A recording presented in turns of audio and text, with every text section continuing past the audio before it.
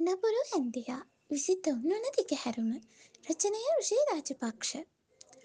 අඩෝනු බලු පරම්පරාවම මෙහිද? කෙල්ල බඩදඩෝරියෝ 5 දෙනාව දැක්ක ක්ෂණිකයෙන් කුස්සිය දොර වැහුවා. හමෝ හાર્ට් එක බීට් වුණා. වතුර එකක් තිබ්බනම් කූල් කරගෙනම බොන්න තිබ්බා. බල්ලෝ 5 දෙනෙක් යකෝ. උන්ගේ සයිස්. අලි මස්ද කුටි මස්ද දන්නේ කන්නේ. බුහු බුහු ගාපු කැතමාව මාව නිකන් ලදරම් මස් කෑල්ලක් වගේ පේනවද දන්නේ. එච්චර සද්ද දැම්මේ මට. මොනා වුණත් පට්ට ලස්සන බල්ලු ටිකක්.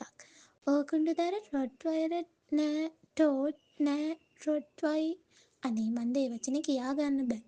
එක්ක ඕන නෑ. බල්ලෝ මොකටද මට මොකෝ මං උන්ව දරුකමට හදාගන්නේ.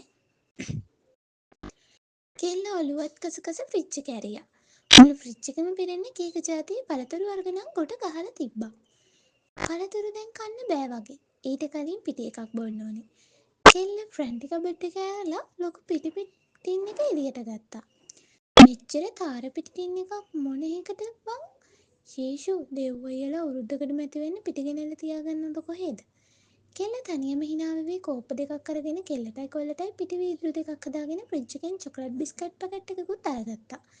චොකලට් බිස්කට් එකක් එක්ක පිටි කියන්නේ ආගමක් වගේ. මගේ ටික බීලම අයියට ගිහින් දෙනවා.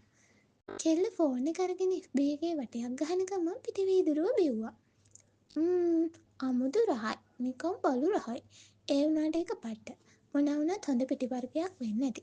රට පිටි එකක් වෙන්න ඇති මගේ හිතේ. කෙල්ල පිටි වීදුරුවත් එක්ක චොකලට් බිස්කට් පැකට් එකකින් භාගයකට වගේ කියලා කොල්ලගේ කිරි එකත් අරගෙන උඩුමහලට ගියා. හෙලෝ රිෂි මන් දේව්. කියපන්. උඹ තවම නිදිද? අඩෝ රිෂි ෆේවර්ස්ලගේ කෑම ඉවරයි. මම මේ උදෙන්ම උන්ගේ කෑම ටික ගන්න යනවා. එහෙම ඔෆිස් එකටත් ගිහින් එන්නේ හොඳද? උඹලා නිදි කියලා හිතපු නිසායි කතා කරේ නැත්තේ. ෆේවර්ස් කිව්වේ තොගේ අර දඩෝරි බල්ලු පස් දෙනාද? ඔව් බං මේ හපන්කෝ.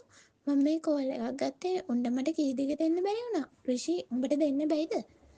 මං බලු මවක් නෙමෙයි. උඹට කිරි දෙන ඒවා පිහිටලා තිබ්බට මට ඒවා පිහිටලා නෑ. අඩෝ තෝ මාව මිනිමරුවෙක් කරගන්න එපා රිෂි. අනේ බන්දියන්. ආද උන්ගේ පිටි ෆ්‍රෙන්ඩි ඇති. උඹ දන්නවනේ. දීපන් ඈ. හා මන් දෙන්න. තා ටිකකින් ඈ. හරි කොල්ලෝ. එහෙනම් තියන්න. හරි මචෝ. උත්සරණයි. කොල්ල නිදිමතේම ෆෝන් එක කට් කරලා ලාවට ඇස්සරලා කාමරේ දිහා බැලුවා. චූටි කෝතම්සේ. පහලට යන්නේ නැති.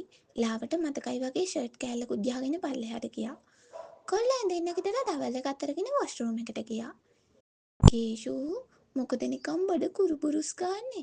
බන්ඩි බබෝ ඔයාට මොකද උනේ සත්තලම්? ඇයි ඔයා කුරුපුරු ගන්නෙ? කෙල්ල කාමරේට එනකොට කොල්ල වොෂ්රූම් එකේ ඉඳපු නිසා කෙල්ල තදින් බඩ අතින් අත ගන්න ගමන් කිරි එක බෙඩ් කබඩ් එකේ උඩින් තිබ්බා. බඩ උඩ යනවා වගේ. මොකද්ද මේ මට වෙන්නේ? මම මැරෙයිද? අයියෝ දෙවියනේ මම මැරෙන්නද යන්නේ?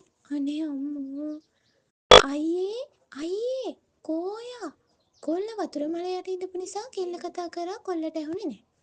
අයියේ කෝ මිනිහතෝ මොන මල දානෙක් ගියාද? ඒ ටික නම් කෙල්ල කිව්වේ මරලා තෝනේ තියෙන නිසා සබන් ගගා ඉඳපු කොල්ලවත් උඩ ගිහින් සබන් කෑල්ලක් කුමඩ් එකට වැටුණා. මැනික මොකද ඔය ලතෝනි තියන්නේ? ඉක්මනට එන්න අනේ මම මැරෙන්න යන්නේ අනේ.